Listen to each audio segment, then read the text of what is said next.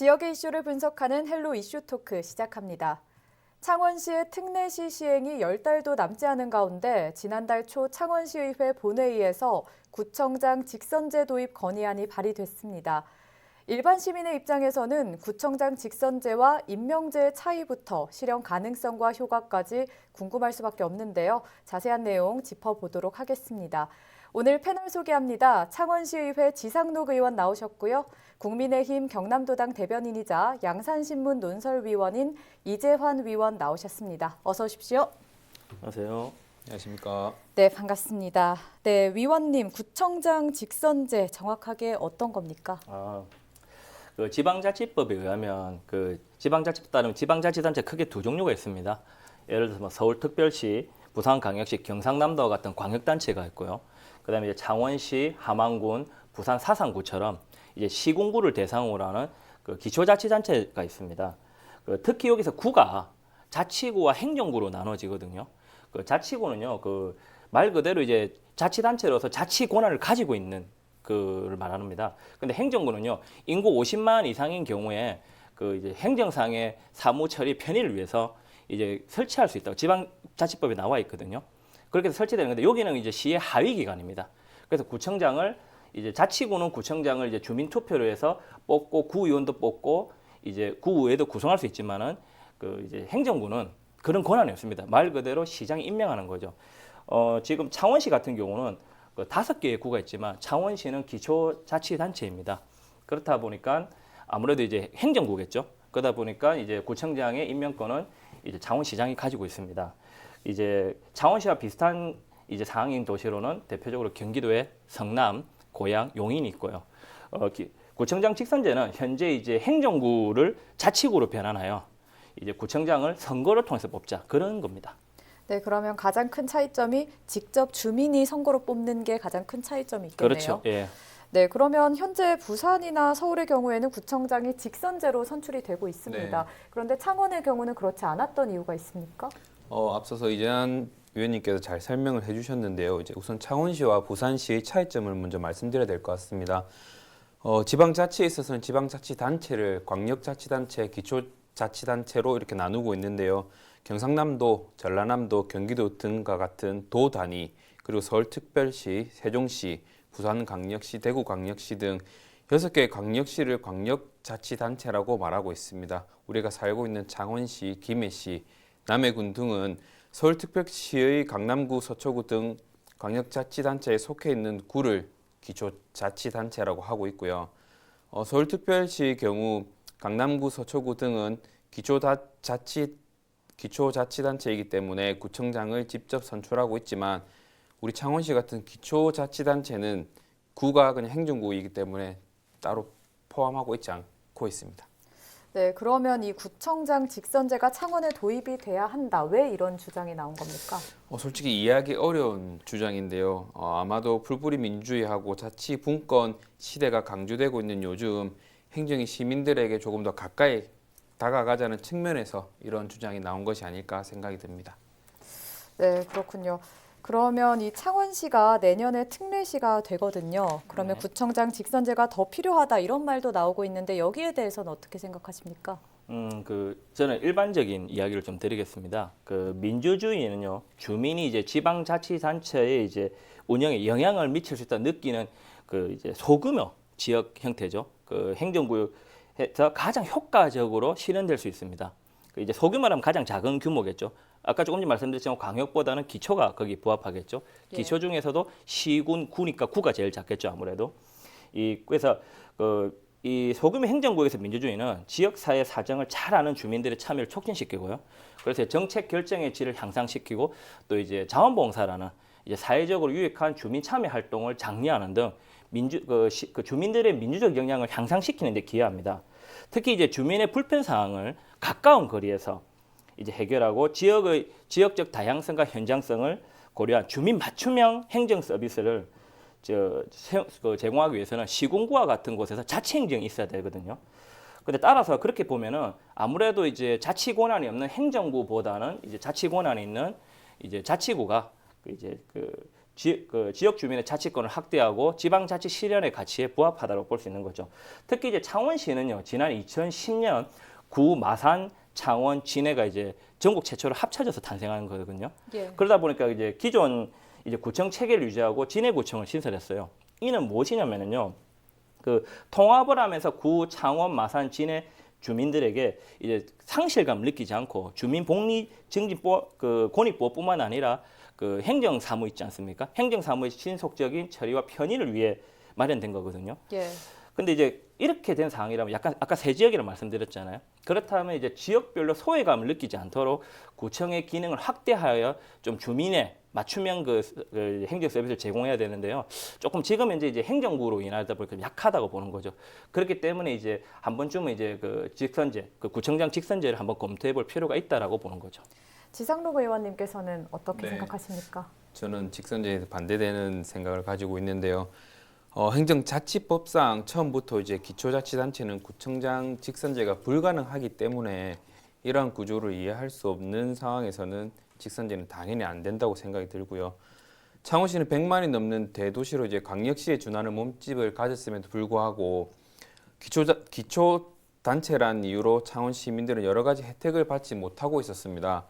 그러한 불합리함을 해결하기 위해서 이제 허성무 시장이 취임하면서 특례시 실현을 위해 수십 번씩 국회와 관계 부처를 찾아가서 노력했고 마침내 특례시를 실현했습니다. 이는 허성무 시장의 가장 큰 업적이기도 하고 창원시 큰 역사적 사건이며 창원 시민들에게는 아주 영광스러운 일이라고 할 수 있는데요. 특례시를 실현시킨 만큼 지금은 시민들에게 더욱더 많은 혜택을 주려고 노력을 해야 되는 것이지 지금 이 시점에서 구청장 직선제를 말하는 것은 오히려 시대에 역행하고 지역을 더 분열만 일으키는 것이라고 생각됩니다. 네, 그러면 구청장 직선제와 이 임명제에 대해서 자세히 한번 짚어봐야 할 것 같습니다. 각각의 장점과 단점이 있을 것 같은데 무엇이 있을까요? 이제 구청장의 직선제의 경우는요, 조금 전에 말씀드렸다시피 주민이 선거에서 선출이 되거든요. 그럼 당연히 주민들의 요구와 이제 수요에 민감하게 구청장이 반응할 수밖에 없어요. 그럼 이제 주민 맞춤형 서비스 제공이 가능하겠죠. 예. 반면에 이제 임명제의 경우에는 이제 구청장이 주민의 선택에서 된 게 아니잖아요. 그러다 보니까 당연히 상위 행정기관 인사권자, 즉 창원으로 치면은 창원시장이 이제 바라는 시정 운영에 따라갈 수밖에 없는 거죠.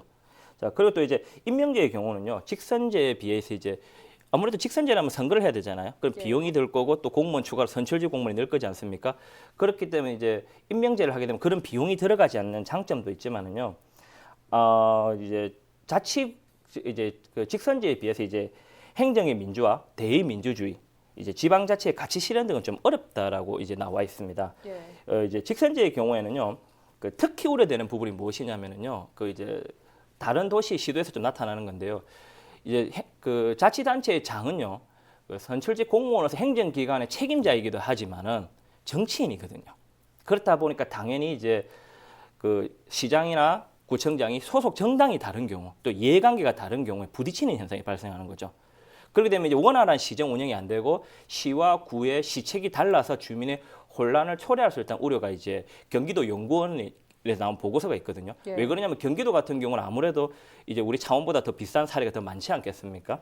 자, 그리고 또 이제 임명제에도 장점이 생각보다 많습니다. 대표적으로 보면 우리 기억나십니까? 전에 창원에 폭설이 와가지고 창원 터널이 이제 좀 눈이 많이 해서 위험했잖아요. 그때 이제 아무래도 인력이 총집합해서 일거의 행정력을 투입하여서 그 바닷물을 해서 이제 눈 녹여버렸잖아요. 네. 그래서 이제 집중적 행정이 가능하다라는 그런 장점도 있습니다.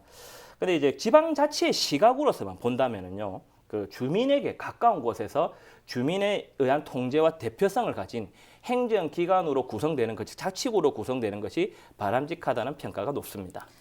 예, 그러면 지상록 의원님 생각은 어떠십니까?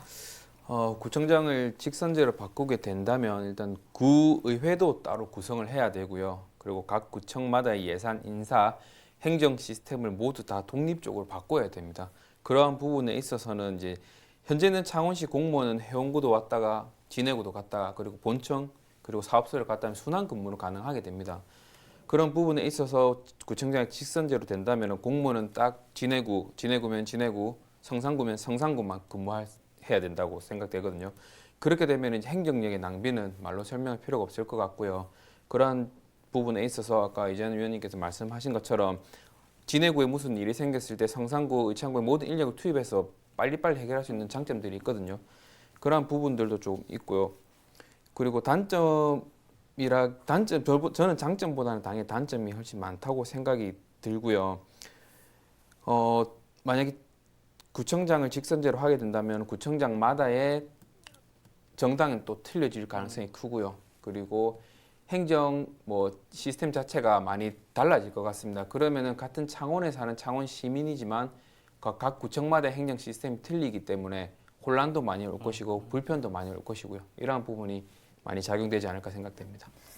네, 장점과 단점이 명확하게 있기 때문에 많은 분들이 고민이 될 것 같습니다.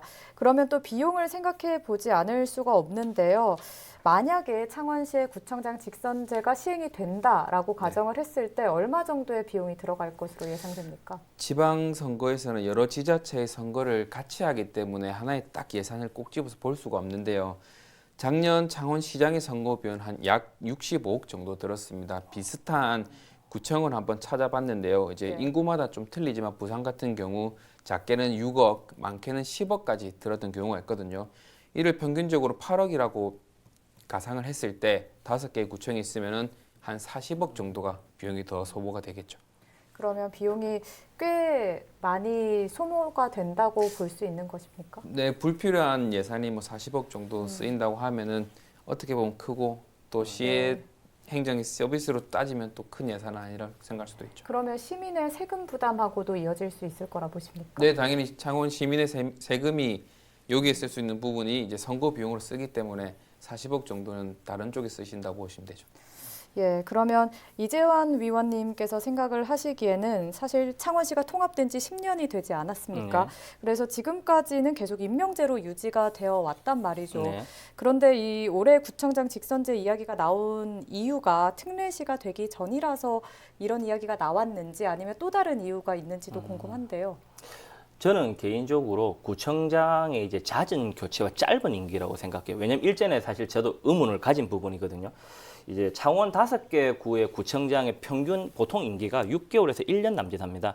그 현재 기준으로 이제 성산구청장님께서 이제 약 1년 6개월 정도 지금 제일 길거든요. 그러니까 상대적으로 되게 짧죠. 그러니까 이렇게 짧은 임기에 대한 대표적인 우려는요, 책임감 결여입니다. 말 그대로 책임감을 안 가지는 거죠. 예. 그 일전에 구청장의 짧은 임기에 대해서 제가 실제로 시청에 근무하는 분이나 주변 분들한테 좀 물어봤어요.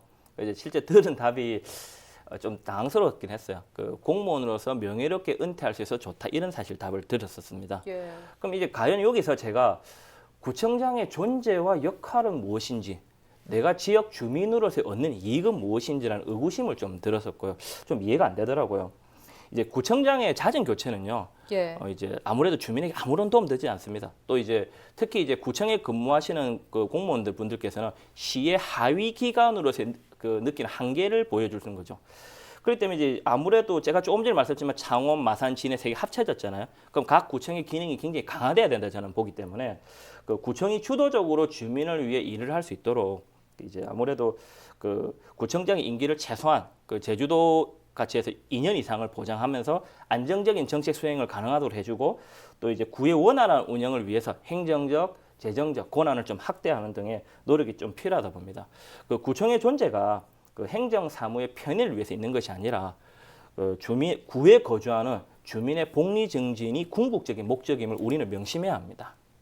예, 그렇습니다. 그런데 이 일각에서는 현 시정을 견제하기 위한 정치적 움직임이다라는 말도 나오고 있는데 이런 여론에 대해서는 어떻게 생각하십니까? 네, 충분히 그 부분이 가장 크다고 생각이 들고요. 지금 이제 마산, 창원, 진해의 세 도시가 합쳐져서 통합을 이룬 지가 10년이 지났습니다. 예. 구청장 직선제를 도입하게 된다면은 마창진을 다시 재분리하는 것이 아니라 오히려 5개로 분리하자는 것밖에 안 되거든요.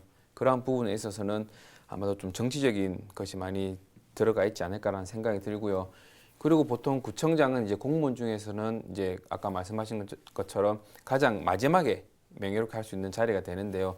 보통 시장이 구청장을 임명을 할 때 시장이 하고자 하는 그 시정 방향에 따라서 나와 가장 잘 맞는 내 뜻을 잘 알아줄 수 있는 사람을 구청장으로 임명을 하기 때문에 창원시라는 큰 그림을 그릴 때는 구청장이 직선제보다는 임명직이 더 저는 옳다고 생각됩니다. 네, 또 내년에는 이제 특례시가 됩니다. 창원시가. 그러면 각 구청장의 권한이 강화가 되거든요. 아무래도 여러 요구가 있는 만큼 책임감 있는 업무 수행, 또 신중한 구청장 임명이 필요할 것 같은데 이에 대해서 한 말씀 해주시죠. 먼저 특례시에 대해서 제가 한번 더 말씀드리겠습니다. 사실 주민들이 아직 특례시를 좀 잘 와닿지 않거든요. 그 특례시는 이제 인구 100만 이상의 이제 도시가 기초자치단체의 지위를 유지하면서 이제 일반 시와 구별되는 특례시 명칭을 부여받고 이제 준광역시에 준하는 이제 위상에 준하는 이제 재정적, 행정적 자치 권한과 재량권을 부여받는 새로운 형태의 이제 그 기초자치단체 유형인데요. 이제 조금 전에 이제 지상욱 의원님께서 말씀하신 것처럼 이제 아무래도 특례시를 하면서 예산이 좀 더 많이 들어올 거니까 당연히 창원시가 이제 좀 더 많은 일을 할 수가 있겠죠. 이건 네. 참 좋은 일이고요. 근데 이제 창원시가 특례시가 됐다고 하여도 제가 조금 전에 말씀드렸지만 기초자치단체거든요. 그러면 이제 구청장 직선제를 할 수가 없어요. 임명제로 할 수밖에 없거든요. 여기서 이제 만약에 구청장들의 임명직을 가지고 사명감을 요구한다라고 얘기를 하시면 당연히 공무원분들께서는 최선을 다해서 직무에 충실하고 사명감을 가지고 해야 되겠죠. 그런데 제가 늘 강조하였고 하는 말인데요. 개인에게 사명감과 책임감을 요구하기 이전에 제도적 뒷받침이 되어야 되거든요. 이제 그 창원시는 특례시 명칭만 부여받아서 아직까지 구체적으로 어느 정도의 권한과 이제 예산 등에 받을지 지원받을지에서 정해진 게 없습니다. 예. 그 특례시 적용이 내년 1월이거든요. 약 9개월 정도 남았단 말입니다. 그러면 이제 그 창원시가 앞으로 남은 기간 동안 특례시를 준비하면서 이제 그 광역시에 준하는 주민 복리와 권익 보호를 위해 각 구청의 기능과 역할, 구청장의 임기와 권한 그 등에 대해서 고민을 좀 해보고 관련 대책을 마련할 필요는 저는 있다라고 봅니다. 뭐 예를 들어서 현실적으로 이제 보면 아무래도 이제 지방자치법이 개정되지 않았기 때문에 그 구청장 직선제가 쉽지 않다라고 얘기하더라도 이제 그 경기도나 다른 지역 사례가 좀 몇 개 있거든요. 예. 보시면은 그 이제 구청장을 이제 공개 모집하는 거죠. 직위 공모제나 그 개방형 공모제 등 다양한 방안을 모색해서 이제 제일 중요한 건 이제 주민에게 도움이 되는 방안을 찾는 노력이 아무래도 절실히 요구될 것이라고 저는 봅니다. 예, 그러면 지방자치 분권 시대에서 구청장 직선제 이야기와 함께 기초의회 폐지 이야기도 나오고 있거든요. 여기에 대해서는 어떻게 생각하십니까? 지방자치 분권이 이제 강화되고 있고요. 주민자치위원회도 주민자치회라고 꾸며서 주민들이 이제 자치에 대한 권한과 참여를 높이고 있는 이점에 지방의회 폐지는 시의원의 입장을 떠나서 예. 시대에 역행하는 좀 앞뒤가 안 맞는 말인 것 같고요. 말씀 이제 이재한 의원님께서 좋은 말씀 많이 해주셨는데 특례시를 준비하면서 이제 지금까지 이렇다 저렇다 할 크게 정해진 건 없습니다. 2022년 1월 13일 특례시가 출범이 되면은 지금부터 그때까지 이 특례시에 많은 권한을 얻을 수 있도록 여러 가지 방법을 찾고 해야 되는데요. 실제로 창원시에서는 이제 특례시 출범단을 꾸려가지고 그것을 미리 준비를 하고 있고요. 가까운 고성 같은 경우 읍장을 주민 참여제로 해서 뽑았던 적이 있습니다. 사무관 진급 대상자를 몇 명 뽑은 다음 주민들이 이 사람이 우리의 읍장으로 오면 좋겠다라는 방법으로 가지고 투표를 한 적이 있거든요. 그러한 부분들은 시의회에서도 참고할 수 있도록 특례시 출범단에 한번 건의해 보도록 하겠습니다. 네, 오늘은 시간 관계상 여기까지 이야기 나누도록 하겠습니다. 창원시의회 지상록 의원, 양산신문 이재환 논설위원과 함께 창원시의 구청장 직선제 요구에 대한 내용 짚어봤습니다. 창원시의 특례시 지정을 앞두고 시 집행부와 시의회의 기능과 권한 강화가 예상되면서 새로운 변화의 요구 역시 커지고 있습니다. 한 발 더 나아가기 위한 발판으로 삼고 창원시와 창원시의회, 또 창원시민의 이해와 소통으로 시행착오를 줄이며 특례시를 준비하길 바라겠습니다. 오늘 헬로 이슈 토크 여기까지입니다. 함께해 주신 여러분 고맙습니다.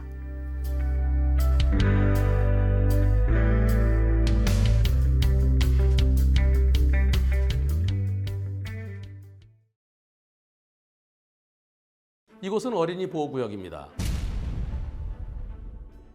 특히 초등학교 정문 앞은 어린이들이 항상 많죠. 초등학교 정문 앞에 주민신고제가 시행되고 있습니다. 어린이 보호구역에 여러분들이 불법 주정차를 한다면 여러분들의 아들, 딸들이 교통사고를 당할 수도 있습니다.